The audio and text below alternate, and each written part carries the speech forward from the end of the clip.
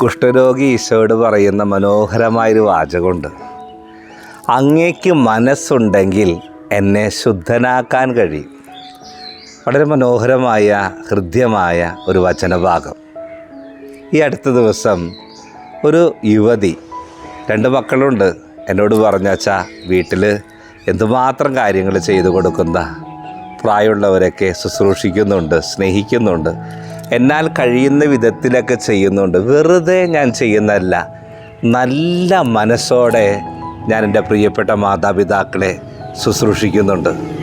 നമ്മളെ വീടുകളിലൊക്കെ രോഗികളുണ്ടാകാം, പ്രായമുള്ളവർ, അപ്പനും അമ്മയും, സഹോദരങ്ങൾ, ജീവിത പങ്കാളി, ജീവിതസഖി, കൂട്ടുകാരനോ കൂട്ടുകാരി. നമ്മൾ ബൈസ്റ്റാൻഡറൊക്കെ ആയി പോയി നിൽക്കുമല്ലേ. പക്ഷേ നമ്മളെന്തെങ്കിലും കടമ്പകളോ ചെയ്ത് തീർക്കല്ല. ഈ കുഷ്ഠരോഗി പറഞ്ഞതുപോലെ നല്ല മനസ്സോടുകൂടി നമ്മുടെ പ്രിയപ്പെട്ടവരായ രോഗികളെ ശുശ്രൂഷിക്കാൻ നമ്മൾ കാണിക്കുന്ന ആ നല്ല മനസ്സുണ്ടല്ലോ, ആ മനസ്സിനെ ദൈവം സമൃദ്ധമായി അനുഗ്രഹിക്കും. ഓരോ രോഗിയുടെ കിടക്കയും സ്വർഗത്തിലേക്കുള്ള വാതിലാണ്.